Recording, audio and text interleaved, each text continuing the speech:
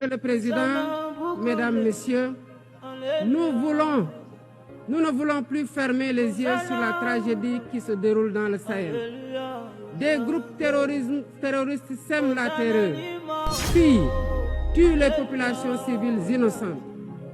Cette région, autrefois stable, est désormais en proie à une violence quotidienne, tandis que les Nations Unies, particulièrement le Conseil de sécurité, restent trop souvent inertes. De même, nous ne pouvons pas accepter que le Sahel devienne le théâtre de rivalités de puissances étrangères dont les affrontements ne font qu'aggraver la déstabilisation de la région.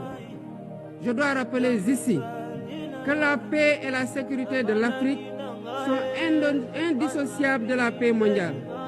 Il est impératif que le Conseil de sécurité remplisse pleinement son rôle de garant de la stabilité internationale. J'exprime à nouveau la préoccupation du Sénégal face à la situation tragique qui perdure en Palestine. Des générations entières y ont grandi sous l'ombre de l'oppression, privées de leur droit fondamental à un État viable.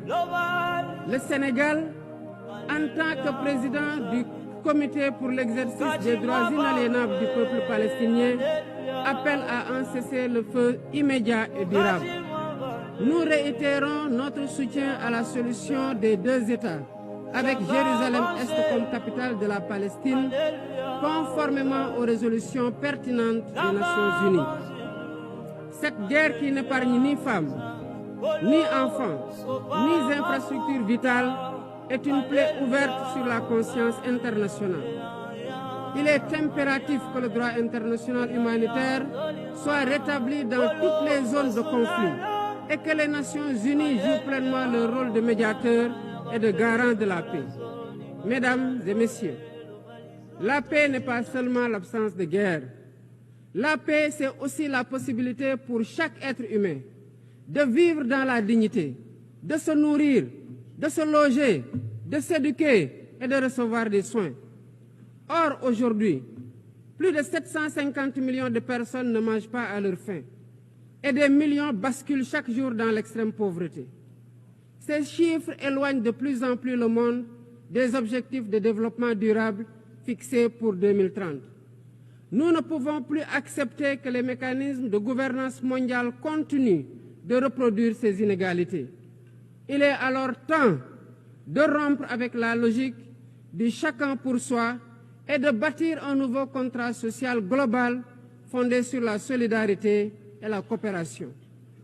Ce contrat doit inclure des réformes majeures pour s'attaquer aux défis politiques, économiques, environnementaux de notre époque. Premièrement, il est impératif de sauvegarder et de renforcer le multilatéralisme comme cadre unique d'action pour la paix et la sécurité internationale. Cela passe par une réforme urgente des institutions mondiales, notamment le Conseil de sécurité, le FMI, la Banque mondiale, afin qu'elles soient plus inclusives et qu'elles reflètent les réalités géopolitiques et économiques actuelles. Le continent africain, en particulier, doit avoir une place plus importante dans ces instances de décision. Deuxièmement, il est temps de corriger les injustices économiques qui freinent le développement de nombreux pays du Sud. Le commerce illégal, l'évasion fiscale, les flux financiers illicites et les congés fiscaux abusifs ruinent les pays en développement, notamment en Afrique. Ces injustices doivent être corrigées pour permettre à tous les pays de participer pleinement au commerce mondial et de bénéficier de la croissance économique. Troisièmement, il est essentiel de garantir avec détermination et d'agir avec détermination contre le réchauffement climatique en respectant le principe de responsabilité commune mais différenciée. Les pays industrialisés responsables historiques des émissions massives de gaz à effet de serre doivent intensifier leurs efforts pour financer une transition énergétique juste et équitable qui ne pénalise pas les pays en développement. Nous devons impérativement protéger notre planète sans sacrifier les droits des nations les plus vulnérables, à poursuivre leur développement. Quatrièmement, il est nécessaire de rompre avec toute tentative d'imposer des normes civilisationnelles unilatérales. Depuis son indépendance, le Sénégal a toujours défendu l'égale dignité des cultures et des civilisations.